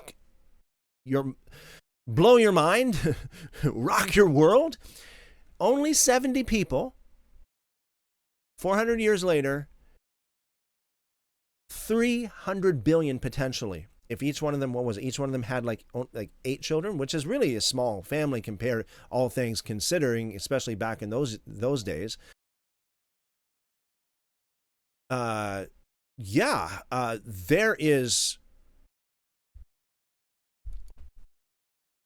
enough to inhabit a good galaxy right there. But yeah, I mean, there you have it. Hubert's mind blown. There's nothing more serious than messing with someone, with chemically messing with someone's God-given biological makeup when it comes to this kind of thing. Now again, this message is not for everyone. If you don't care about God, if you don't care about the scriptures, then this is not for you, okay? Forget about this. This is not for you at all. If you care about God, if you care about obeying God according to the scriptures, and if you care about populating the kingdom, this message is for you. If you cannot raise a family because of, say, a medical condition, please do me a favor and let me know. I will pray for you. If you want to let me know publicly, that's fine. You can do it in the live chat. If you want to let me know privately, that's fine as well. Please send me an email. The email address is still up here, ChristopherEnoch@proton.me. Let me know in the live chat or the email, and I will pray for you. I've seen this happen. My wife and I, we prayed for another friend of ours that was not able to conceive, and within no time, praise God, she had a wonderful, beautiful little child. Yeah, so it is God's will. Let's see what we got here in the live chat other than what we have here. All right. Seek the Lord says ear tickling is an appropriate term. Thank you, Seek the Lord. Yeah, I'm of the persuasion, like y'all know me, right? It's like I would rather have an uncomfortable truth and have a smaller. I'd rather have less with uncomfortable truth than more with a comfortable lie, And I think that what's going on today in a lot of the church is the latter. They are just comfortable lies left, right, and center. The quote-unquote prosperity gospel and all that kind of stuff. I've seen it so much. And Yeah, a lot of people love it. Of course, people love it. Go to church and get blessed with a Ferrari. Yeah, go to church. I mean, well, at least get blessed with a prophecy of it. Not the, right. Yeah. So, and this is the thing, right? I thought to myself, what if I keep quiet in this regard? What if I don't talk about this? I think that I would do you guys a great disservice, and everyone else in the future that will ever come across these videos. I think it will be a great disservice to you. Because Lord willing, as long as you and I keep on the straight and narrow, as long as we obey the first and the greatest command, and as much of the other ones that we can, God promises that we will be multiplied. We may be few in number, but it won't be long before we are, well, look at this. Again, Seek the Lord here has got the number from that earlier calculation from just 70 people in a matter of 400 years. 300 billion, mind blown for sure. Yeah. What good is it for us to have our nice little live streams here if, 1,000 years from now, we're all forgotten and there's nothing left of us? What good is it? What good is it? And this is why I believe as well that one of the umpteen thousand reasons why the modern corrupt evangelical eschatological message is so bad, is such a massive, great lie. I remember in 1991, 1992, I heard the message. Jesus is coming any moment. Every prophecy has been fulfilled except for the rapture. Get ready. Don't buy houses. Don't have families. Don't have children, because he's coming any moment. After all, what's the use of doing this? Because, Jesus is coming any moment anyway. So just prepare for Jesus and nothing else. That's what I heard. That's what I've been told. And praise be to God, I didn't buy into that for these 30 years. But unfortunately, some people have. And they ended up in as much vanity as that doctrine is. Seek the Lord earlier says, I don't think many people have ever considered that in a serious way. Thank you, Seek the Lord. Yeah, you know what? I think we should get our minds and our perspective off of just this life, off of just this century, off of just this millennia. I think we should look at it from the longest point of view. Like, there's this, I don't normally mention names. I will this time. I don't really know this gentleman. I really don't know him. I don't know much about him. The only thing I know about him is that one sermon that he preached. It's a gentleman by the name of Mark Cahill. Cahill, Cahill, Mark Cahill. And he preached a sermon. His sermon was, where are you going to be in 300 million years? He always say 300 million years, 300 million years. Where are you going to be in 300 million years? His message, though, and his point was basically think eternity for your soul, get saved right now, that kind of thing, right? Well, let's go beyond that. Let's think, even not 300 million, even 3,000.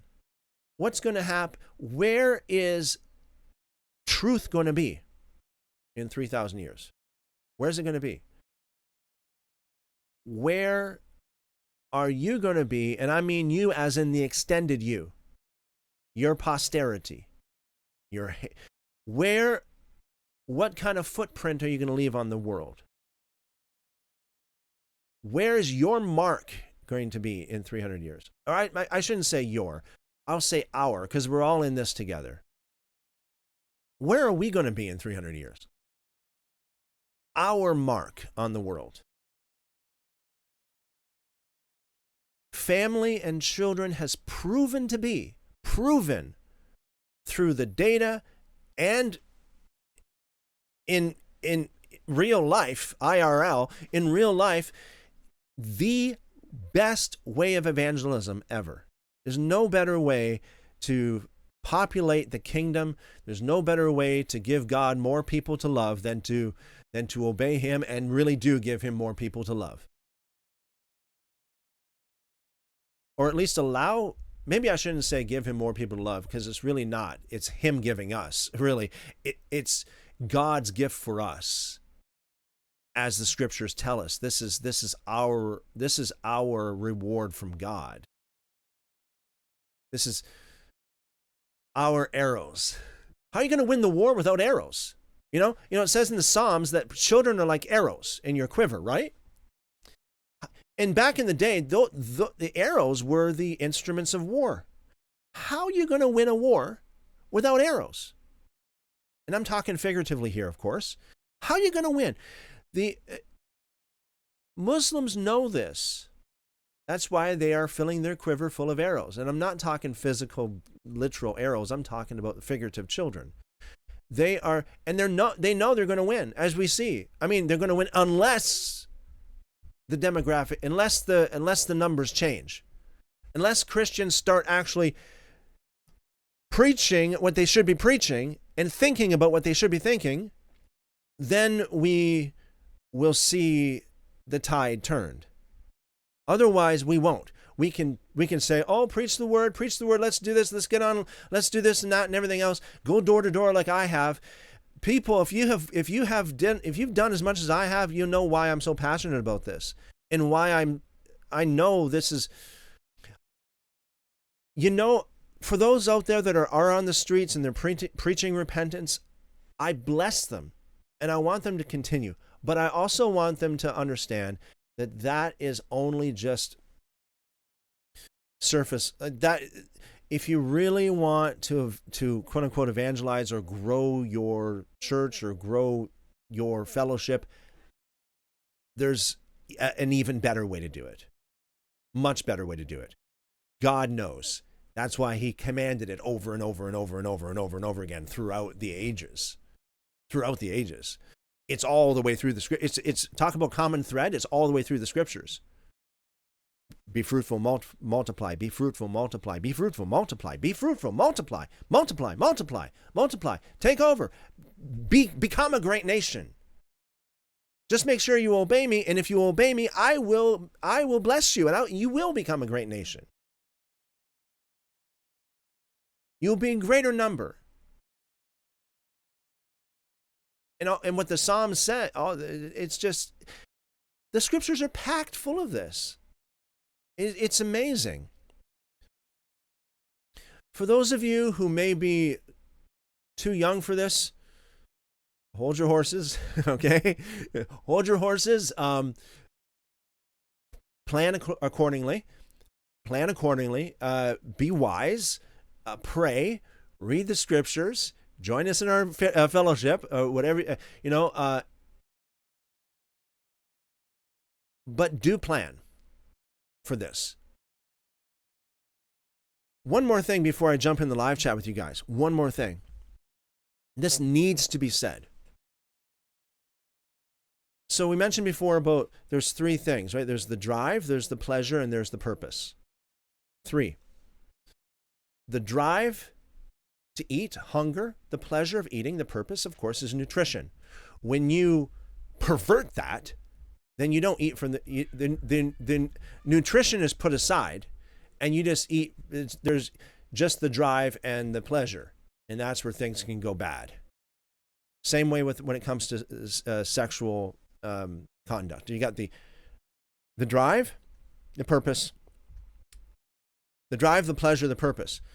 If you put aside the purpose, in other words, it's like, no, I completely reject the purpose.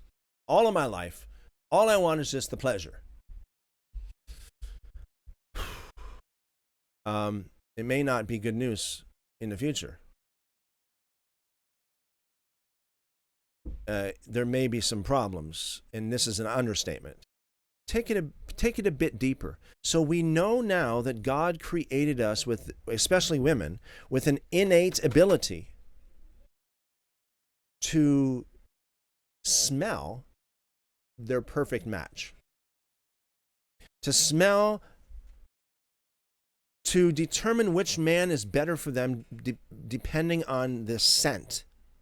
I do believe that this is what God created women with, the ability.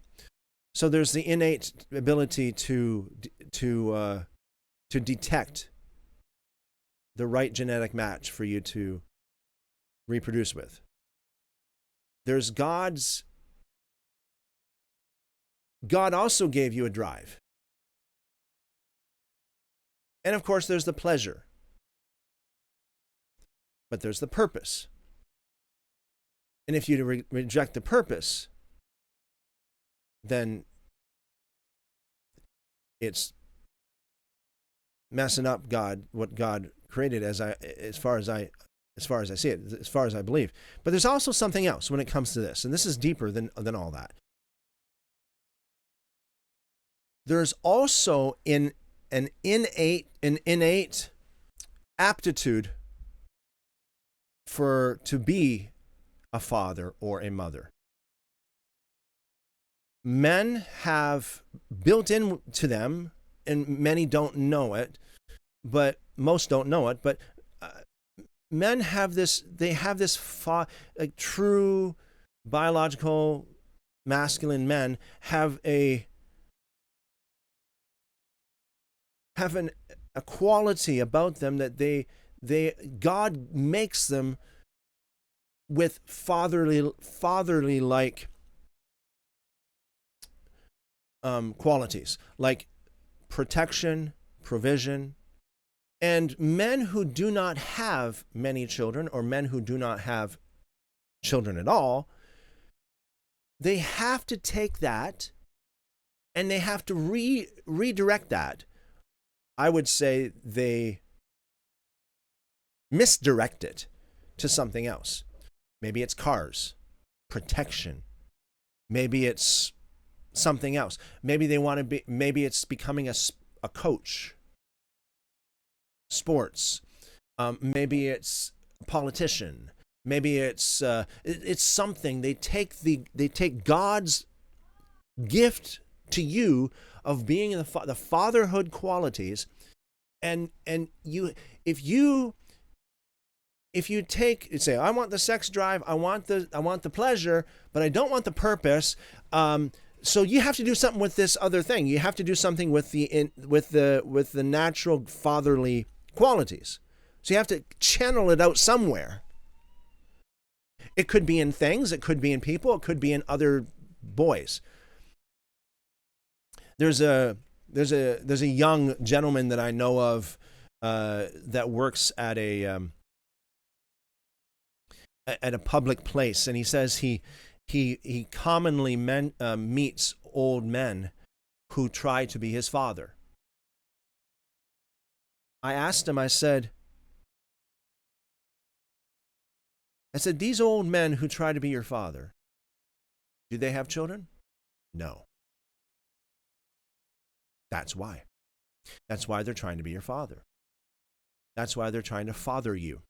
Because they have this God made them with this father kind of quality. Now, yeah, a lot of guys, they totally misdirected into something else.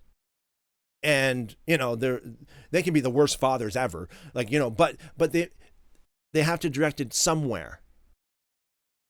Same when it comes to women. I think that women have an innate God builds you with motherly qualities, nurture, love. So what happens when a woman chooses to have little to no children? They have to direct that somewhere else. Typically it's into animals. Sometimes it's into others as well. It could be into certain groups of people. But it has to be direct. It's what God created you to be, directed into something other. You got to find some kind of outlet for it. But the purpose of it is actually for a family. Like a father. The purpose of that is for a family, not for cars or your sports team or your to coach other people, or to be that old man that approaches young guys in public places and tries to become their father. I know of a man, who is very ungodly, very, very ungodly. I don't want to go into too much detail, but very ungodly, the antithesis of righteousness in almost every way you can imagine. This is this guy, you see him, you can see evil all over him. Of course, he doesn't have children, but of course, he seeks other people's children. He said once in a private setting, he said, I seek out boys that have a bad relationship with their father, and I tell them, you want to get back at your father? Follow me. As evil as he is, he has that fatherly quality to him. Though he misdirects it, he perverts it in the sense that he uses it for evil, but yet he has it. And it has to have an outlet, because he didn't provide the outlet that I believe that God created him to use it for. You see? So yeah. There's lots more. I mean, we can go into all the scriptures of all the times when God commanded. I don't think he ever commanded anybody, don't be fruitful and multiply. It's always the opposite, right? It's always be fruitful and multiply. It's always, hey, this is your blessing. This is how I'm going to bless you. You see. And all of the scriptures that pertain to that. There's a lot of stuff in the Psalms and the Proverbs, and some in the prophets as well. In the New Testament, there's a lot of stuff about how children are basically God's most precious gift to you. The arrows in your quiver, the sign of God's blessing upon your life. Yeah, all right. Well, let's see what we have here in the live chat before we get too far here. Chipmunk says, something to add to this, the food supply, the toxic crap messes with hormones. How many women get PCOS, endometriosis, beaten issues because of the food supply? What is the go-to from doctors to fix hormonal problems? Regulate the cycle with birth control pill. Wow. Chipmunk says, girls are getting their periods earlier because of the hormones in food. How does that impact things if a child starts sooner and has no guidance? That's very, very, very good. Very good, Chipmunk. Us up here in Canada, there's a little bit of a different system up here. As I understand, the hormones that are in the American food are not so much in the Canadian food, and so it's a little bit different up here in that sense. Although I think we do, generally speaking, Canada and the United States suffers from the same social ills. Perhaps even Canada might even have more problems when it comes to some of these social ills. But yeah, a lot. I know a lot of sometimes Americans come up to Canada to get their meat or their dairy products because it's illegal for those kind of hormones as the United States has. So it's different in certain countries. Thank you, Chipmunk. Thank you. I appreciate that. Hubert says, enjoy the pleasure, but put God's purpose first. Yeah, exactly. Thank you, Hubert. I think that God created us to enjoy. So pleasure is not bad. Pleasure is actually good, very good, as long as it's in the right, as long as you use it within the right boundaries, right? There's got to be some set boundaries for the pleasure, and knowing that it's ultimately, it's at least primarily for a purpose, not just for the pleasure in and of itself. Yeah, we're not aesthetics. They're, what do you call it? Aesthetics that they think that all pleasure is bad. Like asceticism, go around looking like you're pickled. And never smiling, or never enjoying anything because pleasure's bad. No. I think pleasure's good as long as it's within the bounds of how God created things. God is awesome. He's awesome. Our Father's awesome. He created it. He wants us to have joy and pleasure. That said, there may be some people listening to this, and you're listening to this message and you're saying, well, but Christopher, there's nobody for me, or Christopher, there's no way that can happen. I don't, there's the thing where it's like, well, I can't afford children. Well, this is how I look at it. When I was a prodigal son, when I was living in the fast lane and doing a lot of stuff that I shouldn't be doing, talk about pleasure without purpose. Yeah.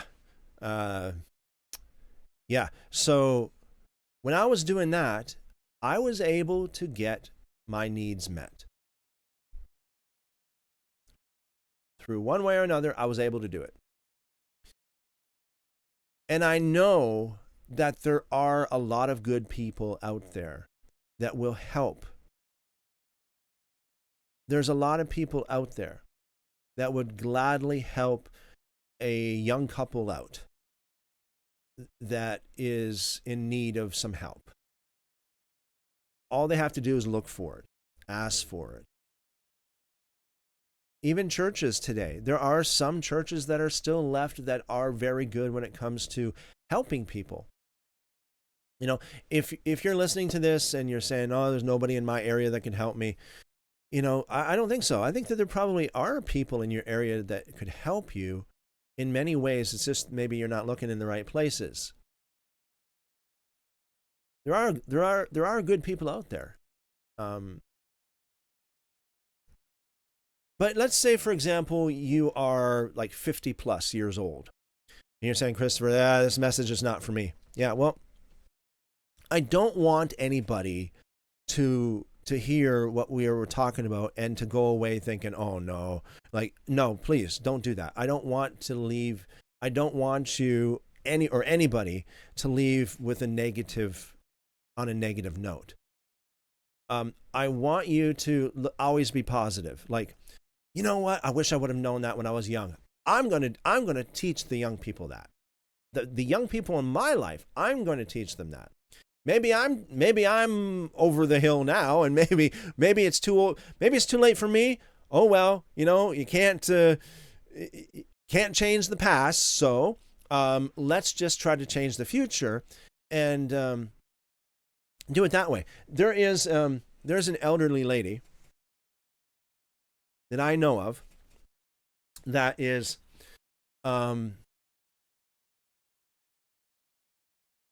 She's well into her senior years.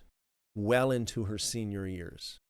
And she told me years ago, she said, you know, in my earlier years, in my 20s, 30s, 40s, I really didn't think of it this way. I didn't really, she didn't have any children. I guess she didn't care. She didn't want, but but now that she's long ways down the road, she told me, she said, I wish I would have had as many as I possibly could. She told me that multiple times. This dear elderly lady. She said, I wish I would have had as many as I possibly could. If I were to do it all over again, I wish I would have had as many as possible. And it's like, I'm really sorry to hear about your loss, but you can turn it around for good. You can become a spokesperson to the younger generation and say, hey, you know what? Yeah, we've been through a century of mistakes. And so we want the next century, we want the next generation, we want people from here going forward to not make those mistakes. We want to be a blessing, so you can be a father or a mother to those who are not biologically your children. You can still be a father or a mother in that way. It's just that you're not, just you're taking the fatherly qualities and the motherly qualities that you have, that God gave you, and you're channeling them into the younger generation. And you're blessing them so that they can create a better future for this world. And there are people like nuns and monks.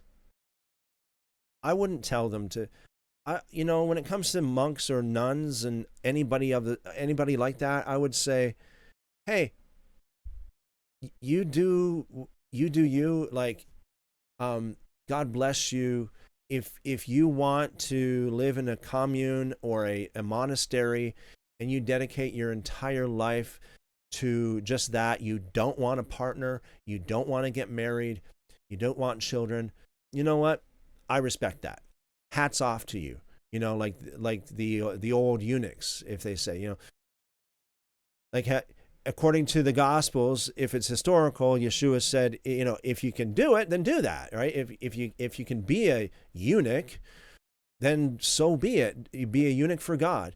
But if that's not you, then perhaps this message might be for you. There are a lot of complicated, circumstances that people are in that they can't really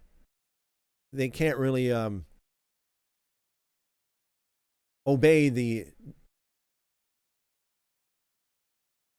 overarching commandments, if you will. Hubert says, that's beautiful. Ooh, a Ferrari. Talking about what we were talking about earlier. I think that was in regards to the prosperity preachers and such. Chipmunk says, I'm happy you're doing the study. Thank you, Chipmunk. I appreciate that. I'm happy you're here and happy that you're enjoying that. Praise God. And Hubert says, 100%. Chipmunk, yes, 100%, 100%. Chipmunk says, I know a lady who had a few kids. Because of her, there are 70 plus between grandkids and great grandkids. Can't imagine birthday reminders and cards. Wow. One of my friends, his mother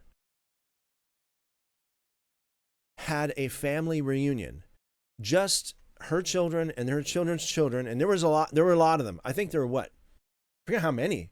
Like she multiplied. I think it was like what? I forget now. 16 or 12, 16. I forget what it was. I think it was a lot.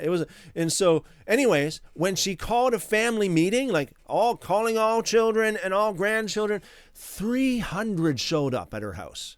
300. Can you imagine the feeling? These are all, the children that God blessed me with. Can you imagine? Actually, it was 300 something. I forget the exact number. It was over 300. it was amazing, because my friend was one of those 300. So he was telling me about it. He said, yeah, my mother called a family, a family gathering, all of her children and grandchildren, great-grandchildren, 300 of them showed up. Whoa. Wow. Yeah, that's amazing. So that's amazing, Chipmunk. Yeah, a lady who had a few kids, because of her, there are 70 plus. So just having a few like that, but as long as those few have a few and a few and a few, and it multiplies out. That's awesome. That's great. Thank you, Chipmunk. Chipmunk says, anymore, it's video games with guys. Oh, there we go. There's one. Yeah, you're talking about the protection and provision kind of thing, the fatherlyhood qualities, if you will. Wow. All right. Thank you, Chipmunk. And Cubert says, hallelujah, God is awesome. Amen. Yes. Thank you, Cubert. Amen to that. And Chipmunk says, 300 kids. That's a TP. What's that? What's a TP? TP. That's a TP run every day? I'm sorry. Maybe I'm too hungry here to figure it out. TP. I'm not sure what you mean by TP. Yeah, 300. That's amazing. And Seek the Lord says that's wonderful. It is wonderful. It is wonderful. Absolutely. Wow. Yeah, so folks, I think that this is the most important message, because this sets the stage for righteousness and, for everything else that's good. Like it sets the stage for all the other, commandments to fall into place. If you grow up in a family of loving God, you're more apt to probably love God yourself, or at least have this kind of culture. You're raised with this. If your parents are, God-fearing people and they're not given over to sinful activities, it makes for a great childhood, and that will help the children to become healthy adults and hopefully healthy parents as well, and all the way down through the line, like the righteous line. That I think is so important for every one of us.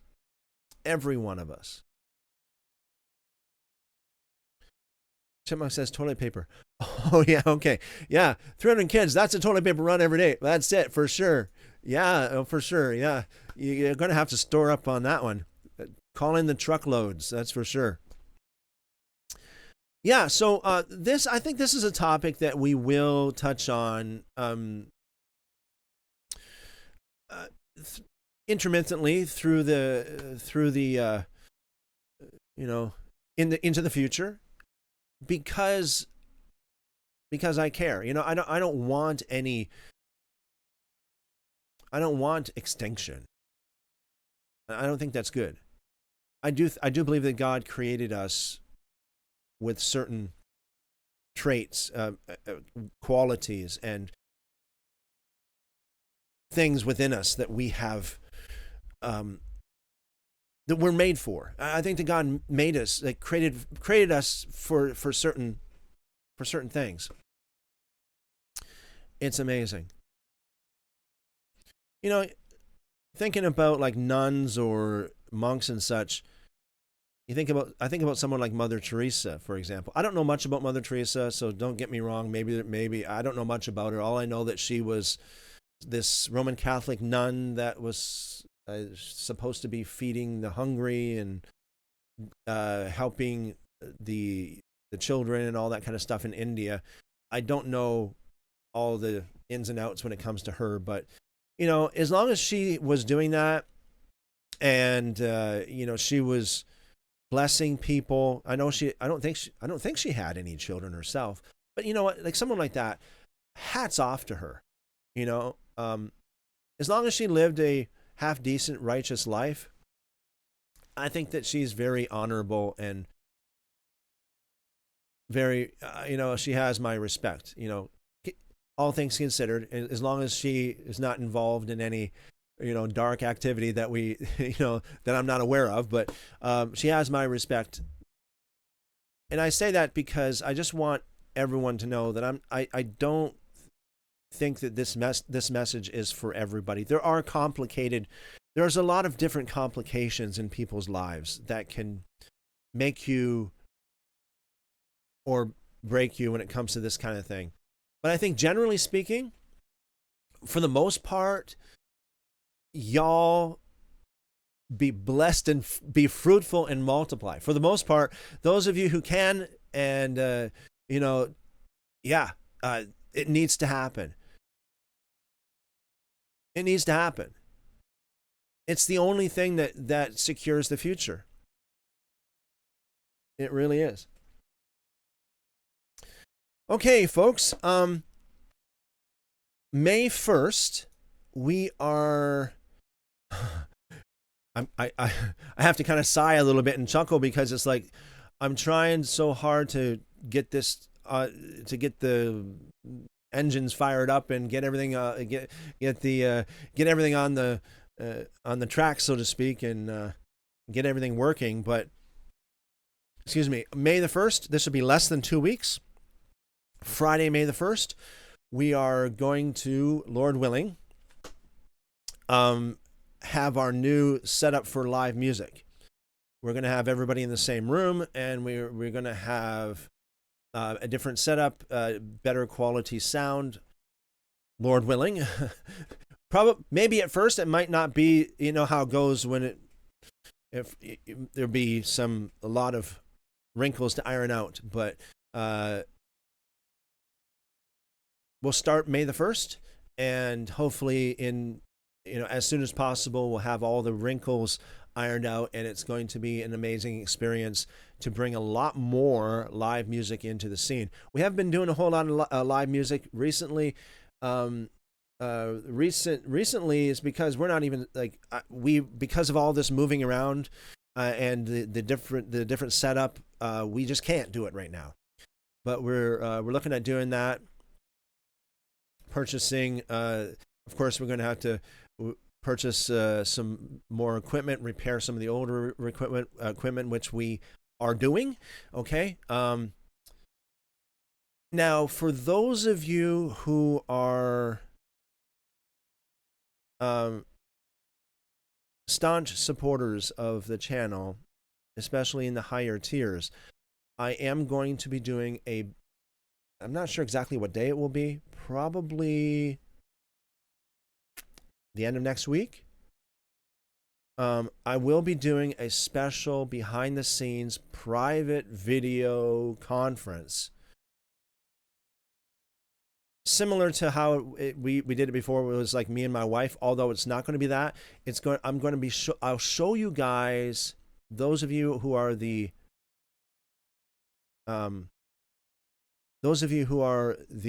faithful supporters of the channel, and those of you who have supported in the higher tiers, I will show you guys, if you want, if you're interested. If you're not, that's fine. That's, whatever you want to do. Behind the scenes, like show you the room, show you the equipment, show you the plans, and just share with you guys, as a, friend to friend, kind of thing. Just, hey, come on, I'll show you what we got and show you what we're up to, and what we're planning on doing on Friday, May the 1st. So that's what I'm looking at doing there. So you can look forward to that if you're interested in that. All right, folks. All right, so tomorrow, Lord willing, we'll be back on the live streams, 7:30 p.m. Eastern. That's 7:30 p.m. Eastern, New York time, that is. Sometimes I get people asking me, what do you mean by Eastern? What is that to my time? Well, if you go to a time converter and just go to New York, 7:30 p.m. New York, and do a time converter to you, then you'll see what time that'll be. Or better yet, just subscribe and turn the notifications on so that you get notified when we go live. And that way you can jump on anyway, no matter what time it is. All right, folks. So, yeah, it's been a tough week for me with all the messages and all the what I've been relaying to you guys. It's been a real tough week for me. It really has, because these topics are very tough to talk about. But yeah, we do it as much as we possibly can. All right, folks. So